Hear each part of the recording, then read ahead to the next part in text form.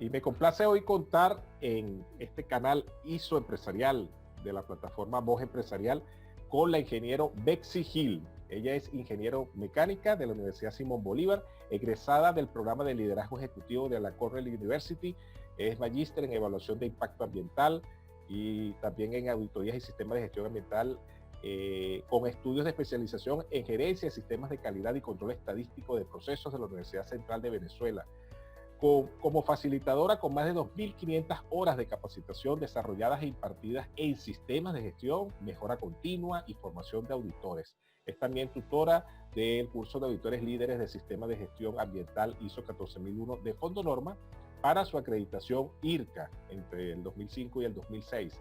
Además, pues, de una amplia variedad de conocimientos y experiencia en más de 13 países con auditorías de primera, segunda y tercera parte, el sistema de gestión de calidad US 9000, por supuesto también la ISO 9001 de calidad, en el área también de laboratorios de calibración y ensayo, además también en las áreas de seguridad y salud ocupacional con la OSA 18001, la ISO 45001, en el tema de responsabilidad social con los modelos de SMETA, URSA, TCC, entre otros esquemas y otras normas de buenas prácticas de manufactura, almacenamiento y distribución en los sectores farmacéutico y alimentario. Por supuesto, mucho más es ese currículum que me parece extraordinaria, esa experiencia, ese conocimiento, y por eso es que estás invitada, Betsy, para que puedas compartir con esta audiencia todo esto que has venido desarrollando y que al final en el tiempo uno se va dando cuenta de muchas cosas que pueden servirle a los que están iniciando, a los que están comenzando en estos temas de consultoría, de auditoría, pero también para los empresarios y los profesionales que les encanta, que les gusta este tema y que saben que es importante. Bienvenida, Betsy. Gracias, me complace acompañar a tu audiencia en el tratamiento, manejo de estos temas tan interesantes, apasionantes para ambos, lo sé. Y bueno, complacida por la invitación. Así es. Bueno, fíjate, Betsy, una de las preguntas que normalmente nos podemos hacer y se hacen también los empresarios, los consultores en estas áreas es ¿por qué es importante el uso de estas normas, de estos modelos, de estos esquemas en las organizaciones, en las empresas? Sí, esas normas y modelos, y algunos nacieron como protocolos inicialmente, ofrecen una línea base para la organización que definen buenas prácticas que te van a guiar para un mejor desempeño como organización, te van a ayudar a un éxito sostenido. Al ser una línea base son requisitos mínimos que se recomienda implementar. La mayoría de estas normas son de aplicación voluntaria, es decir, no hay una obligación legal para su cumplimiento. Te puede de alguna manera podemos decir que te obliga a veces el mercado, o una base de clientes en tu sector te puede exigir el cumplimiento de algunas de ellas. Okay. Pero son una línea base, un comienzo para la excelencia.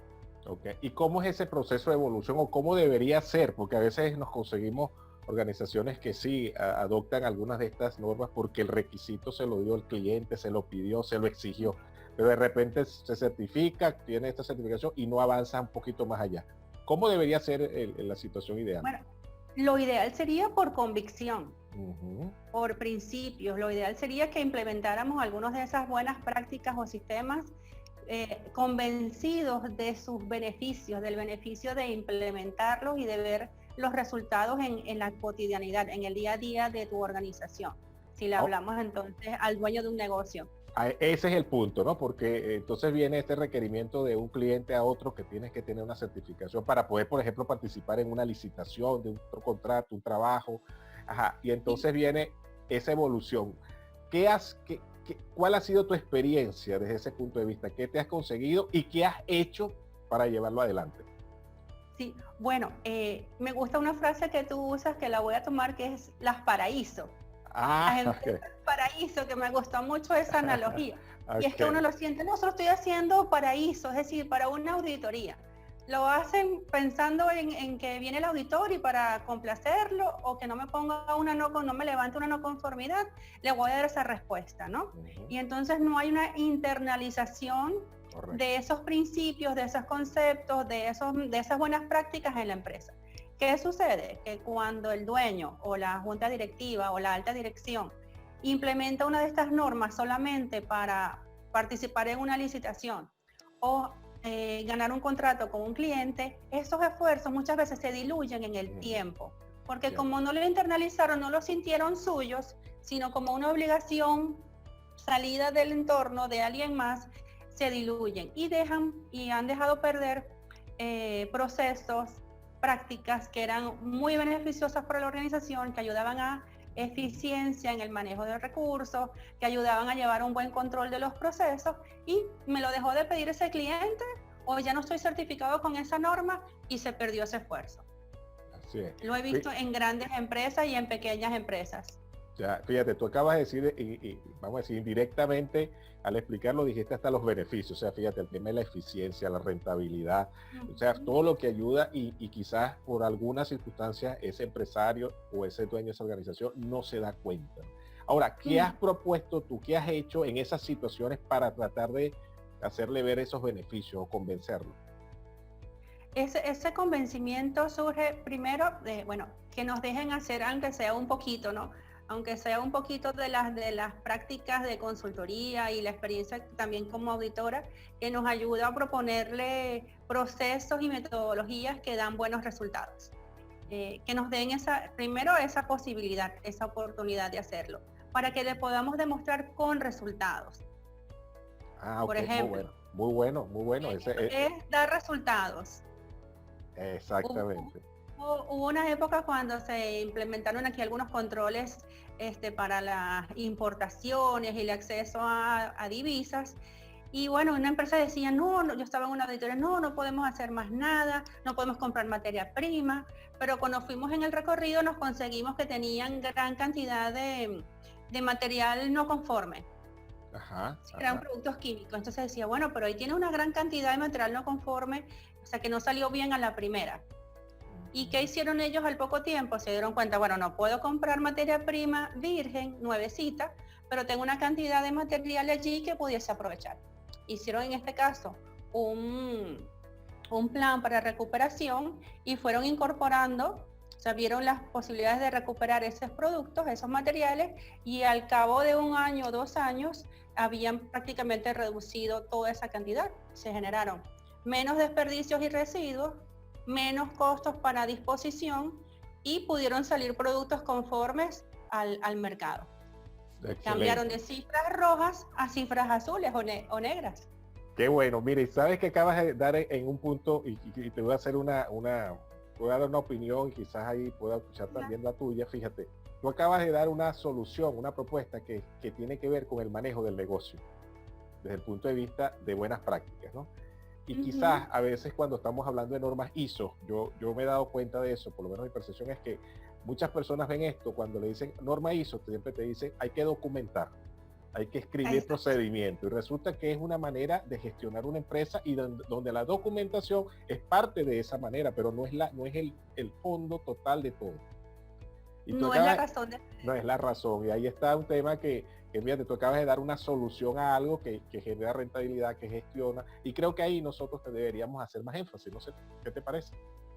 Sí, a veces puede ser que como consultores no nos quedemos en la parte documental o en la parte procedimental per se, y no veamos en verdad los efectos y los beneficios que puede tener implementar un sistema de gestión, ya sea con base a gestión ambiental ISO 14001 o 9001 o el mismo sistema de gestión de seguridad y salud que se implementa no solo con la 45001, sino con los programas de seguridad y salud que nos exigen los organismos reguladores en nuestros países. Acá en Venezuela la norma técnica para el programa de seguridad y salud, pero eso en definidas cuentas es un sistema de gestión. Correctamente. Sí, y algunos, sí. No te escucho. Y algunos consultores y empresas lo visualizan es como un mero manual, como una mera documentación que deben presentar, y no lo viven como un sistema de gestión que apoya a la organización y que les facilita generar conciencia en los trabajadores y hasta en los visitantes y proveedores, y también reducir la posibilidad de daño al trabajador y las posibles multas o sanciones derivadas, pero primero que nada pensar en las personas. Muy bien. Fíjate, bueno, y ya entramos de alguna manera en esa visión del consultor, ¿no? y muchas personas que están empezando o que ya tienen alguna experiencia, siempre es bueno escuchar a otro que tiene también mucha experiencia, porque eso nos ayuda a nutrirnos, la gestión del conocimiento, ¿verdad? Que nos dice también la norma. Entonces, de tu experiencia, de lo que tú has vivido, primero como consultora y luego hablamos como auditora. Como consultora, ¿cuáles son esos tips, esas recomendaciones, quizás relacionados con unas anécdotas que tú pudieras darle a nuestra audiencia? Bien, como consultora sería, bueno, yo recuerdo un profesor que me decía, si vas a dar, el profesor de la ingeniería, me decía, si vas a dar consultoría, trata de escoger a tus clientes, me decía, donde veas que hay compromiso, porque si no puede ser muy frustrante, me decía él, y te va a ser difícil. Entonces, a veces es complejo poder identificar inicialmente el grado de compromiso que puede tener la organización hacia un sistema de gestión o cualquier buena práctica que quiera implementar. Entonces, a veces es tener ese olfato de también ver cuál sería ese cliente, esa organización que en verdad va a valorar el conocimiento y la experiencia del consultor y acometer un proyecto exitoso, ¿no? Porque es una relación de dos vías, no todo depende del consultor, y eso es uno de los puntos donde, si se quiere a veces medir a un consultor, no, que tantas empresas certificadas, pero es que depende de esa relación. Una autopista, le digo yo, una avenida de dos vías, en dos sentidos, donde va a depender del compromiso y capacidad de respuesta de la organización, y también de cómo el consultor se alinea con esa empresa y le da recomendaciones válidas y certeras para esa gestión y para ese producto o servicio que ofrece la empresa cliente. Oye, has tocado un punto que me parece genial, sinceramente, porque es una realidad. Hace poco un compañero, un amigo también consultor, pero en otras áreas, en otros temas diferentes, él decía eso, decía que él estaba dando sus experiencias de cómo él tenía su relación y vinculación con sus clientes en los últimos 9 años, y él explicaba, bueno, las situaciones complejas como las que tú dices, de clientes que no están comprometidos y sin embargo te exigen como consultor, y primera vez que por lo menos escucho ahora a una consultora hablando de esto. Eso es una realidad, es un hecho que le pasa a uno, ¿no? Sí. ¿Cómo hacer para identificar, o cómo hacer después que te embarcaste en ese proceso con una empresa y luego te das cuenta qué haces allí en ese momento? Sí, bueno, a veces uno tiene el sesgo que le dicen como que es de proyecto hundido, algo así, que uno sigue dando recursos y se sigue comprometiendo con esa moción pensando que sí vas a llegar hasta el final de lo que tenías previsto. Entonces hay que reconocer ese sesgo, que yo lo he visto en mí, ¿no? Que en algunos casos no importa, sigo dando, a pesar de que ya yo haya percibido que la alta dirección o los dueños tienen tal vez otra visión, o que cambiaron de idea en el camino, porque puede ser que su entorno o su sector cambió y ellos deciden, mira, voy a implementar todo lo que tiene que ver con gestión de calidad o los procesos en el laboratorio por hasta este punto. Voy a quedarme con mejorar todos los métodos de ensayo, pero no voy a implementar algunos requisitos. Entonces hay que reconocer cuando el cliente puede tomar ese tipo de decisiones y acompañarlo hasta donde él lo necesite. Sí, así es. Qué bien, qué bien. No, y eso es real, tienes mucha razón. Eso pasa y pasa también, entonces eso de, mira, yo ayudé a implementar exitosamente tanto, ¿no? Pero es que en realidad también tuviste algunos fracasos, producto de algunas causas de esas, otras también pueden ser atribuibles a uno, porque quizás no respondió como era. Sí, o qué sé yo, puede haber cambios en que te hayas mudado, que son diferentes situaciones que pueden surgir, pero reconocer que a veces el cliente puede cambiar en sus decisiones iniciales, y eso aceptarlo y ayudarlo donde él quiera o necesite nuestra ayuda.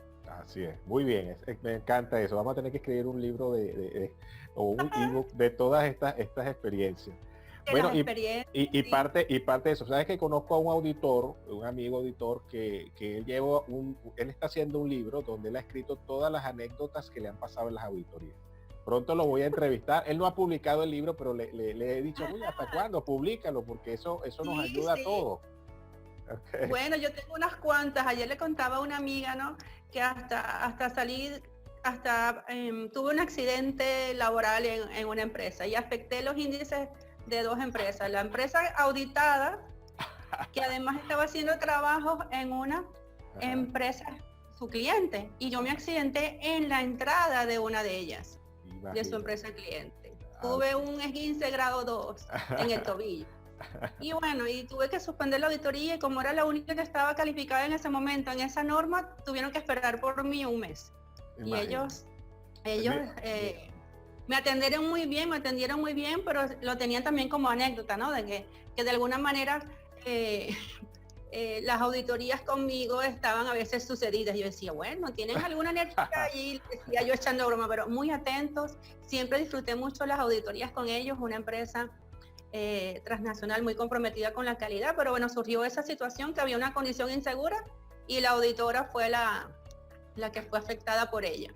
Qué bien. Bueno, estas son cosas que hay que compartir y hablar y cosas que suceden. Así como, por ejemplo, yo he conocido un amigo que decía que fueron a auditar y el sindicato fue y llegó y rodeó al auditor. Bueno, cosas de ese tipo que, bueno, cada quien tiene su experiencia y la ha vivido, pues, ¿no? Mira. Sí, yo tengo unas cuantas. No he pensado escribir un libro y no le voy a quitar la idea a tu amigo. No, tú escribes tu libro y tú vas a tener tus propias anécdotas. Él tiene sus anécdotas, sí.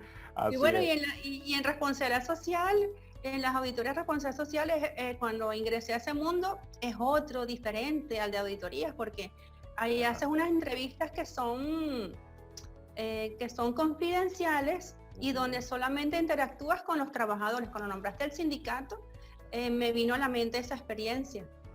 Qué bueno, qué bueno. Y qué bueno que estés tocando ese otro tema que no es muy abordado, porque estamos siempre hablando de ISO 9000, de calidad, seguridad porque es obligatorio legal y a veces ambiente y hay tendencias, pero resulta que no tocamos el tema de responsabilidad social. Y tú acabas de dar un punto importante que tiene muchas otras cosas y sí me gustaría quizás que dieras algunos otros comentarios al respecto. Sí, cuando me fui incorporando, primero compartí con una colega, que hoy estuvimos también reunidas hablando de responsabilidad social y sostenibilidad, compartimos porque yo estaba implementando 14001, 9001 como sistema integrado y ella estaba trabajando con ese 8000 y entonces me comentaban ella cómo era la diferencia de estas otras normas y cómo se enfocaban allí las auditorías y a mí me llamaba la atención porque tenían esa particularidad de tener reuniones privadas con un grupo de trabajadores donde ellos exponían qué tal era la gestión y el cumplimiento de sus derechos humanos y laborales, la posibilidad de generar un sindicato, y eso a mí me llamaba la atención, pero fue años después cuando tuve la oportunidad de irme formando y de estar en una empresa haciendo este tipo de auditorías. En estas auditorías, como te menciono, el modelo o el esquema es Meta. En ese modelo, en ese protocolo se establecen 4 pilares. Y se combinan 4 elementos muy importantes. Se combinan el elemento de gestión ambiental, la parte de seguridad y salud ocupacional, los derechos laborales y los temas de anticorrupción. Entonces son 4 pilares o elementos fundamentales para que una empresa sea ética y que también eso lo haga en su cadena de suministro, es decir, se lo vaya exigiendo a sus proveedores. Caramba, fíjate todo lo que ello implica, ¿no? Es todo un trabajo, pero bueno, es un reto y es parte de lo que queremos de alguna manera destacar. En algún otro momento, en otra entrevista, abordaremos ya aspectos técnicos, pero ahorita vamos a hablar de anécdotas, de experiencias y todo este tipo de cosas. Ahora, abordándonos un poco el tema de los auditores, ¿qué recomendaciones, qué tips tú pudieras darle a los auditores? Y mira, y en el marco también, bueno, también lo podemos indicar, el tema de que ahora con este tema de COVID-19 tenemos que incorporar más las auditorías remotas que ya existían, pero bueno, ahora resulta que son importantes más aún por toda esta situación que estamos viviendo. Sí, de hecho, creo que desde 2011, ya la norma ISO 19011 mencionaba el tema de las auditorías remotas. Yo les comentaba a algunos compañeros que bueno, es que yo hacía auditorías remotas, he hecho auditorías remotas desde siempre. Pero claro, eran ciertos elementos que hacíamos de manera remota. Por ejemplo, cuando hacía auditorías de QS 9000 nos mandaban aquellas carpetas, aquellos manuales gigantescos y teníamos que revisarlos a distancia. O sea, hacer una revisión de los manuales. Ya eso es algo remoto, porque remoto es algo que no hago en el mismo lugar con mi auditado. Okay. Con la empresa auditada. Entonces, eso es de manera a distancia o remota. Ahora se incorporan y yo decía con mayor énfasis la auditoría remota, vamos a decir, con herramientas digitales, o sea, que son también las TICs, ¿verdad? Tecnologías de la información y comunicación, para poder levantar información, es decir, recabar y recolectar información de esa empresa o esa organización auditada. Y es un reto para los auditores. Y surge, yo creo que más que todo, Luis, surge es porque las empresas y los entes reguladores deben mantener las auditorías, deben mantener sus programas de auditorías. Y anteriormente muchas de ellas aceptaban solamente un porcentaje o alguna parte de la auditoría se hiciese de manera remota. Pienso que el principal motivador para que nos hablen más ahora de auditorías remotas es eso, las auditorías de terceras partes suspendidas y muchas evaluaciones de cumplimiento legal y regulatorio que se quedaron allí en el papel, en el programa. Así es, así es. Bueno, quedan estos retos allí y apenas van a empezar a generarse más anécdotas a partir de eso, desde todo punto de vista, ¿no? Y porque van a surgir con más anécdotas y situaciones jocosas o no tan agradables de ese proceso de interacción remoto, ¿no? Cómo obtienes la muestra, cómo haces el recorrido que antes lo hacías caminando y llegando a los linderos de la organización, si es una auditoría de ISO 14001, ¿cómo lo haces ahora? ¿Cómo te aseguras de que las imágenes que te están transmitiendo son en tiempo real? También. Surgen muchísimas cosas. Y entonces, y de esas experiencias que tú has tenido como auditora, ¿cuál te recuerdas tú que ha sido la que más impacto te ha causado? ¿Qué situación fue la que ocurrió y que te generó un cambio o una forma de ver las cosas distintas? Wow, es que bueno, he tenido el privilegio, no sé, la oportunidad de visitar tantas empresas y bajo diferentes esquemas o normas. En verdad que lo que más me llamó la atención fue cuando comencé a trabajar con auditorías de segundas partes, porque yo pensaba auditorías de proveedores, para los que no quizás escuchan que están empezando. Ajá. Exacto, una base de proveedores, porque yo venía trabajando, yo comencé en el año 97 y mis primeras auditorías fueron ya prácticamente en el área de certificación. Y comencé en el sector automotor con las normas QS 9000. Entonces, cuando comencé a trabajar con segundas partes, me di cuenta que la presión allí es mayor. Ajá. Y la presión de salir bien del auditado es mayor porque hay mucho dinero en juego. Está en juego un contrato, la continuidad de un suministro. Entonces sentí que hay mucha mayor presión en el auditado, ¿verdad? Porque debe cumplir con el objetivo de salir bien en la auditoría, porque si no la alta dirección lo está viendo, mira, perdimos tal, qué sé yo, tal contrato. Entonces, mucha mayor presión se siente como auditor también en esas auditorías de segunda parte. Eso fue para mí, en verdad que me abrió los ojos, porque como estaba acostumbrada a las de tercera y primera parte, al llegar a las de segunda parte, vi que hay mucha mayor presión y posibilidad de que te ofrezcan, qué sé yo, algún tipo de regalo, obsequio, para que puedas tal vez cambiar la conclusión o la decisión en una auditoría. Oye, qué bien, eso es interesante, ese punto. Y bueno, y tú que has tenido la oportunidad de estar en todos los roles, en auditorías de primera, segunda y tercera parte, ¿cuál es la diferencia fundamental que tú ves entre la auditoría de primera, que es la auditoría interna, y la auditoría de tercera parte, que es la del ente certificador? Bien, en la de primera parte, auditoría interna, deberíamos asegurarnos de que salga todo lo que esté débil, o sea, que salga todo lo que deba salir. O sea, aprovechar, porque como auditores internos conocemos más la organización, tenemos a veces mucho más, no tenemos una restricción tanto de tiempo para hacer nuestra labor como auditores.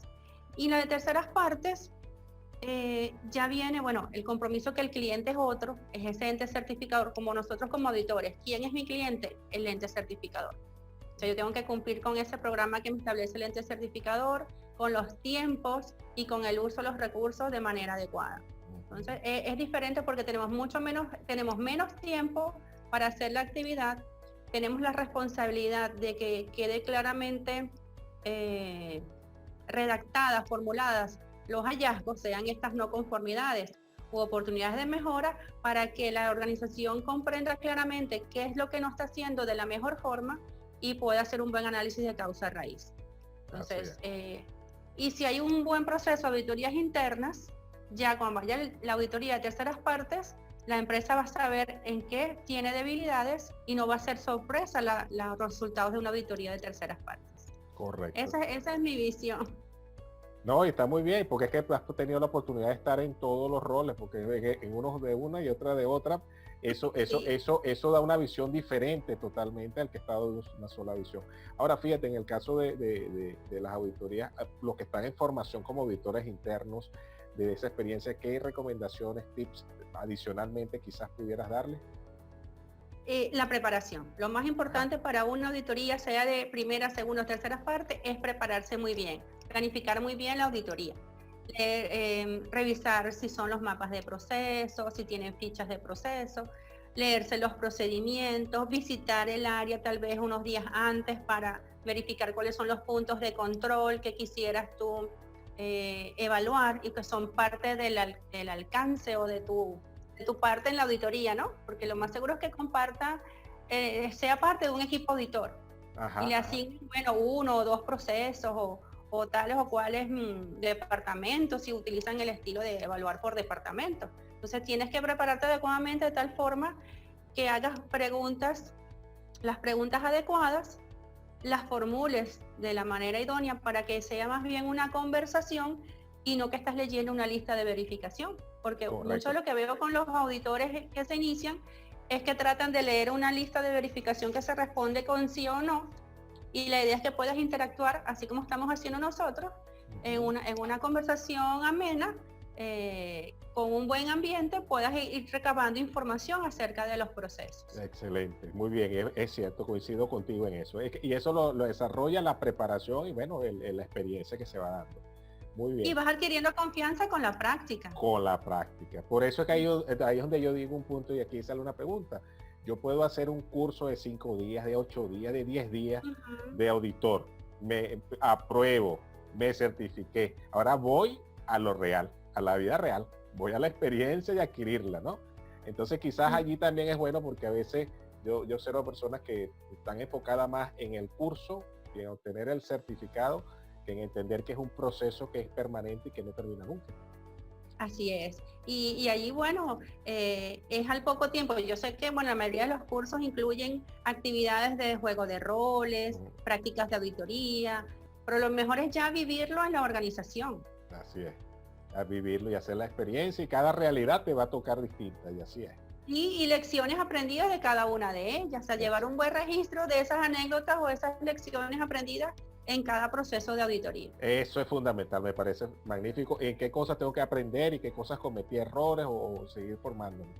Mira, en estos últimos minutos me gustaría también, porque tú manejas, has mencionado el tema de sostenibilidad, cosa que no muchos auditores lo trabajan, el tema del desarrollo sostenible, la sostenibilidad.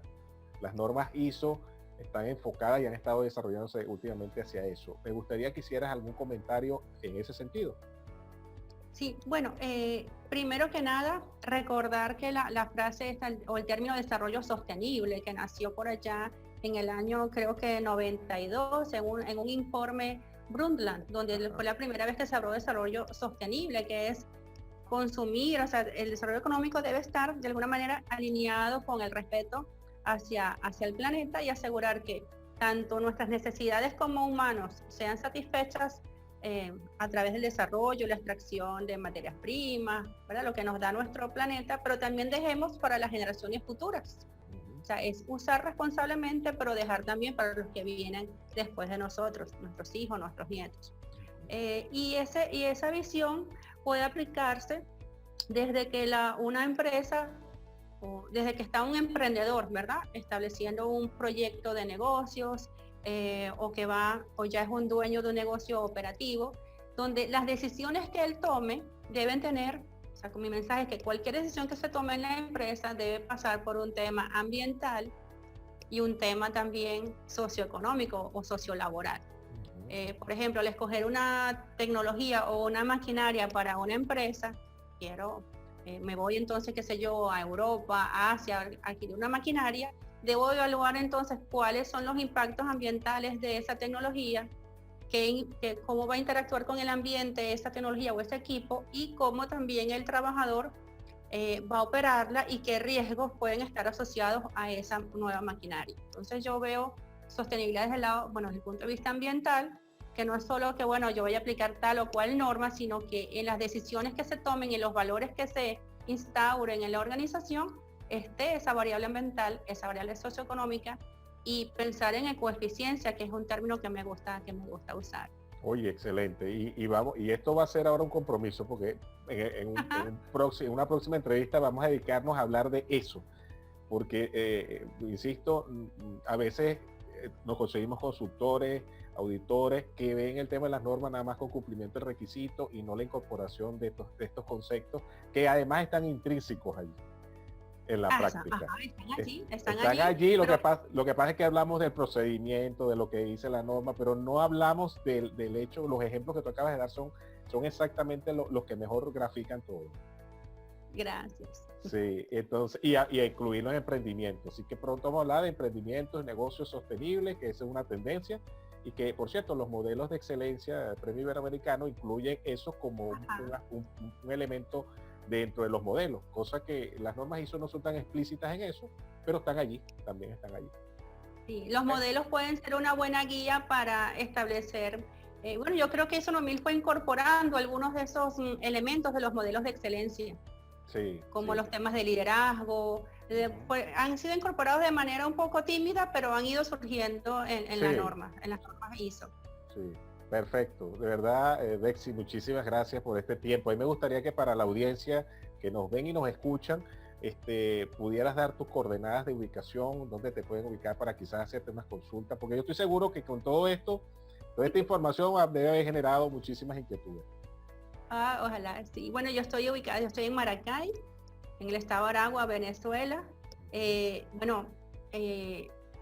no limita que estamos prestando también servicios de consultoría, de auditorías remotas, en diferentes normas y sistemas de gestión, buenas prácticas, y a la hora también para aquellos auditores que quieran seguirse formando, participar en auditorías como observadores, en actividades de enriquecimiento, de mejora de las competencias, estamos a la orden. Tengo mi cuenta en LinkedIn y me pueden seguir por ahí, o LinkedIn, como solemos decir por acá. Sí. Me pueden ubicar allí, Betsy Beatriz Gil, y bueno, y otras redes que pueden conseguirme. Ok, perfecto. Mira, y un mensaje final que resuma quizás todo lo que hoy compartimos. Bien, bueno, que como consultores, como auditores, debemos también vivir lo que tratamos de transmitir a nuestros clientes, ¿no? Vivirlo, ponerlo en práctica para ver también cuáles son las dificultades que se pueden presentar al momento de implementar un proceso o una nueva metodología. O sea, primero vivirla nosotros para poder entonces, con nuestro ejemplo y con nuestra experiencia, poder transmitirla de la mejor forma. Totalmente de acuerdo. Y así tiene que ser, porque si no, ¿cómo le exigimos a ellos, verdad? O ¿cómo le sugerimos a ellos, mejor dicho? Sí. Muy bien. Bueno, Betsy, muchísimas gracias. Ha sido Betsy Gil, que desde Maracay, Venezuela, nos compartió tanto conocimiento y tanta experiencia, y vamos a seguir invitándola para futuras actividades. Gracias, Betsy. Un gusto, Luis, un gusto.